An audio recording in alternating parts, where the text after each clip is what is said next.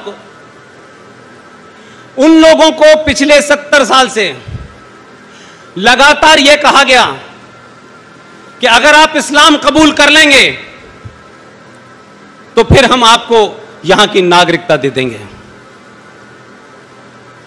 सोचिए कि उनकी 5वीं पीढ़ी में आज युवा बच्चे कंप्यूटर से, मोबाइल से खेल रहे हैं, बड़े बड़े कॉलेज में हैं, बड़ी बड़ी डिग्री लेके आए हैं, उसके बावजूद भी आज के दौर के अब्दुल्ला और मुफ्तियों को शर्म आनी चाहिए कि जो उन्होंने 1200 में नहीं किया वो उन्होंने 1957 में भी नहीं किया। आज हमारे देश में मुझे बड़े अफसोस के साथ कहना पड़ रहा है कि लोगों की बड़ी बड़ी जातियां होती हैं, लोग बड़ा अपनी जाति का घमंड देते हैं, लेकिन मैंने तो सुना है कि नौकरी दे दो तो लोग क्रिश्चियन हो जाते हैं, नौकरी दे दो तो लोग नाम बदल लेते हैं।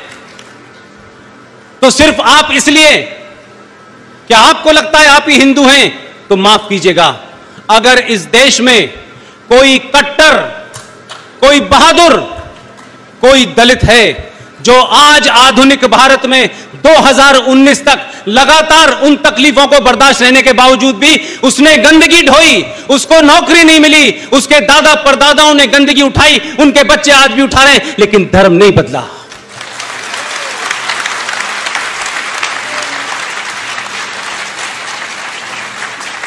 इसलिए मैं आपसे कहता हूं, प्रकृति भी और जिसे आप भगवान कहते हैं वो मौका जरूर देता है आपको, ऐसा नहीं है कि मौका नहीं मिलता। ये तो ऊपर वाले की ताकत और आपका पुरुषार्थ और इस देश के लोगों को सही समय पे सही चीज याद आ गई। नहीं, इतिहास का ये जो घड़ी है ये भी वैसे ही चला जाता जैसे पटेल जी के समय चला गया था। लिहाजा मैंने कई जगह कहा लोगों से कि कुछ नहीं कर सकते भाई। इस देश में एक बात आप याद करके रख लें, किसी भी जाति के आप हों, आप अगर अपने परिवार में अपनी बेटी या अपनी बेटे को इग्नोर कर देंगे, उसको यह एहसास कराएंगे कि तुम महामूर्ख हो, तुम्हें कुछ आता नहीं है, तुम चुप बैठा करो। आज आप 8 साल के बच्चे से जरा कह के तो देख लीजिए ये बात। समय बदल गया, हम सबको बदलना है। इसलिए ये जो बार बार रफीक साहब के घर जाकर के सिवैयों की ईद खाने जाते हैं, मैं कह रहा हूं कि रफीक साहब के घर जाएं, ईद की सिवैयां खाएं या ना खाएं, लेकिन हफ्ते में दलित के घर का पानी जरूर पी के आएं। आप उनको नौकरियां दे दीजिए, ये तमाम सारी चीज हैं, लेकिन इंसान की एक भूख होती है, उसको नौकरी और पैसे से ज्यादा उस समाज के अंदर इस बात की कुंठा रहती है कि मुझसे क्यों नहीं गले मिलते, ये उनसे क्यों गले मिलते हैं, मुझ में क्या कमी है। वो हमेशा आपको दूर करेगी। उनको नौकरी नहीं चाहिए, उनको पैसा नहीं चाहिए, सिर्फ एक बार गले तो लगाइए। ये 22 करोड़ लोग जो आपसे अलग हो गए हैं, जो जय भीम और जय मीम के नाम से अलग हुए हैं, यही आपकी ताकत है। सिर्फ गले लगाइए, साकी सब ठीक हो जाएगा। आपको इसके साथ साथ मैंने इसीलिए कहा कि 1000 साल की गुलामी के रहने के कारणों पे जब आप चर्चा करेंगे, अकेले में करेंगे, सामूहिक करेंगे, तो ईमानदारी के साथ करिएगा। किसी पार्टी, किसी संगठन, किसी ब्राह्मण, ठाकुर, कायस्थ, इससे बाहर निकलिए। आपने अपने कारणों से अपने आप को कमजोर किया है। आपका दुश्मन उतना ही कमजोर था जितना आज कश्मीर में नजर आ रहा है, लेकिन आपकी अपनी गलतियों ने दुश्मन को मजबूत बना दिया। लिहाजा ये वो घटनाएं हैं कि जो 1200 साल पहले नहीं बने, वो 2019 में भी नहीं कन्वर्ट हुए, उनके लिए कितनी बड़ी बात है। वो 2.5 लाख लोग आज से जम्मू कश्मीर के नागरिक भी होंगे, उनको वही सैलरीज भी मिलेंगी, और जो केंद्र सरकार की फैसिलिटीज हैं कि वहां एससी एक्ट नहीं चलता था, ना तो एससी लागू होता था ना एसटी लागू होता था विधानसभा में, अब वो भी लागू होगा। तो जो 84 सीटें हैं उनमें दलितों का भी शेयर होगा आज से।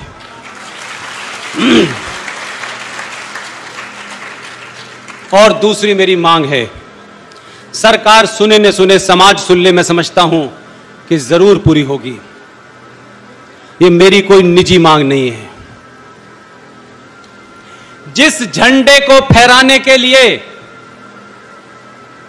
इस देश का एक महान सपूत बंगाल से निकला और कश्मीर में गया और कश्मीर में जाके जेल में डाला गया, और जो लोग उस षड्यंत्र में शामिल हैं वो आज भी जिंदा हैं। मैं श्यामा प्रसाद मुखर्जी के हत्यारों की बात कर रहा हूं। दो मांग है मेरी। सबसे पहले, जम्मू कश्मीर के अंदर 31 अक्टूबर को सरदार वल्लभ भाई पटेल का जन्मदिन है। सरकार ने फैसला लिया है कि यूनियन टेरिटरी घोषित होने के बाद जो पहला लेफ्टिनेंट गवर्नर बनेगा वो 31 तारीख को अपॉइंट हो जाएगा। उस लेफ्टिनेंट गवर्नर कोई भी हो, मेरी केंद्र सरकार से और खासतौर से होम मिनिस्ट्री के अंडर आती है ये मांग कि दुनिया का सबसे बड़ा नरसंहार, दुनिया का सबसे बड़ा एक्सोडस, पलायन अगर अपने ही देश में किसी अपने ही लोगों ने किया है, मूल निवासियों ने किया है, वो कश्मीर के हिंदू पंडितों ने किया है। उसके ऊपर कमीशन बनना चाहिए और इंक्वायरी होनी चाहिए कि किन लोगों ने रेप किया, मर्डर किया, कौन से वो 2500 लोग थे जिनको इन लोगों ने मारा, उस पर कमीशन बनना चाहिए। ये बात अलग है कि मुझे लगता है कमीशन इंक्वायरी पहले करेगी, बन भी गया तो इंक्वायरी चलेगी, तो जो जिंदा कातिल हैं वो वैसे भी अल्लाह के ज्यादा नजदीक पहुंच गए हैं आजकल। दूसरी मेरी मांग है कि जम्मू कश्मीर की जमीन अब भारत की जमीन है, किसी जिहादी की जमीन नहीं है, इस्लामिक स्टेट की जमीन नहीं है। आप सबको पता होगा 3 दिन पहले झंडा उतर गया है और एक झंडा लग गया है। यह बात अलग है कि 1992 में एक आदमी ने, जिसे आप कुछ नहीं समझते थे, यह देश कुछ नहीं समझता था, झोला लेकर गया था कि लाल चौक पे झंडा फहराऊंगा, रोक दिया था पुलिस ने।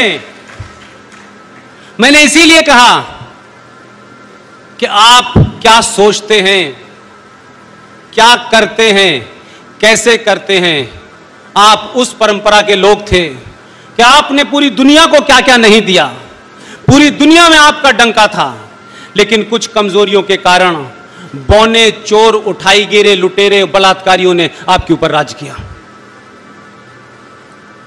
इसलिए मैं कहता हूं कि जो चाणक्य को नहीं जानते, वो किताब हिंदुस्तान के हर रेलवे स्टेशन पे मिलती है, सिर्फ लेके पढ़ने का थोड़ा सा ध्यान करें। यह बात अलग है कि मैंने सुना है कि जम्मू कश्मीर में उसकी सेल बढ़ गई है,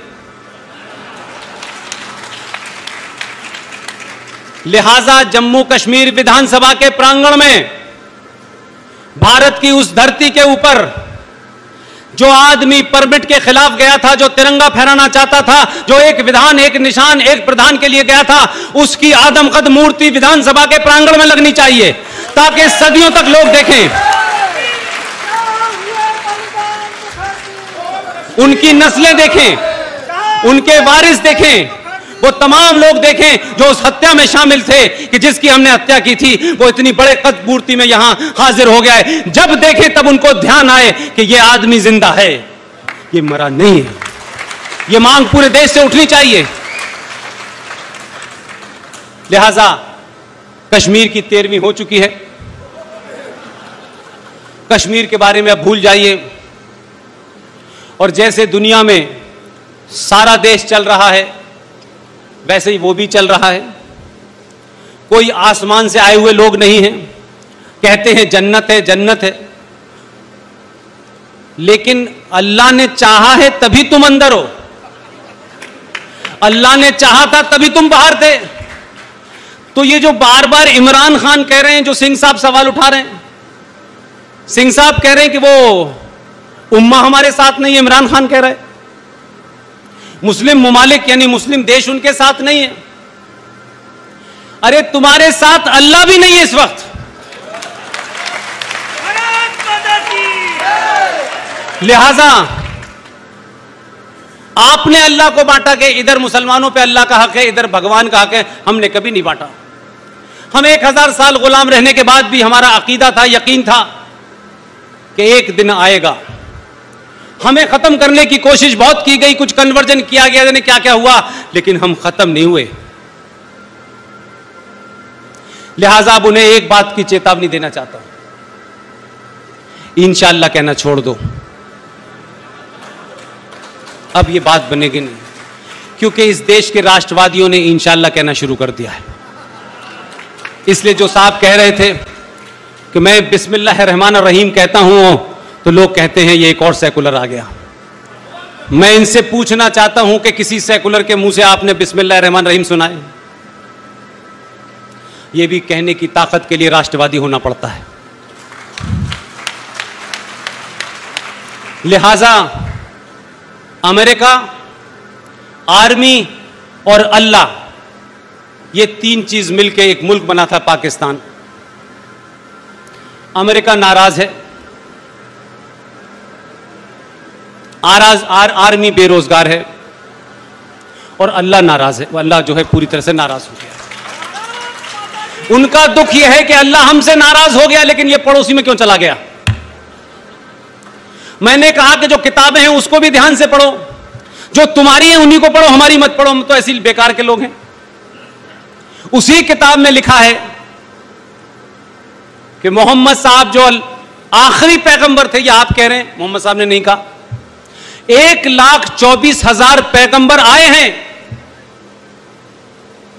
लेकिन उन्हीं मोहम्मद साहब के दामाद जिसका कत्ल सुन्नियों ने, वहाबियों ने किया, मोहम्मद साहब की बेटी को जिन्होंने मारा, घर में आग लगा दी, जलता हुआ दरवाजा के ऊपर गिरा दिया और बीबी फातिमा की मौत हो गई। उनके नवासों को मारा जंगे बद्र की, उसमें करबला के मैदान में आपने मारा। आज वही लोग, उन्हीं लोगों से पूछना चाहता हूं मैं कि अल्लाह ने कभी यह नहीं कहा, ना कहीं लिखा कि अल्लाह सिर्फ रफीक अहमद के पास और ज़कीर अहमद के पास ही आएगा। अल्लाह हर उस आदमी के पास आएगा जो अल्लाह के ज्यादा नजदीक होगा। और ना उन्होंने रंग बताया, ना शक्ल बताई, ना कपड़े बताए। आपने पजामा ऊपर किया, उसने कुर्ते की आस्तीन ऊपर कर ली है। इसलिए वो वही काम कर रहा है। कोई काम उसने नहीं किया है अभी तक। उसने जो अल्लाह ने बताए काम थे, जो अल्लाह की मखलूक थी, जो अल्लाह के रास्ते से भटक गई थी, क्योंकि उसी कुरान मजीद में लिखा हुआ है कि अल्लाह फरमाते हैं कि अगर मेरे बताए रास्ते से तुम हटे तो मैं इसी सरजमी के ऊपर, इसी कायनात में ऐसे लोगों को भेजूंगा जो तुम्हें मेरे रास्ते पे ले आएंगे।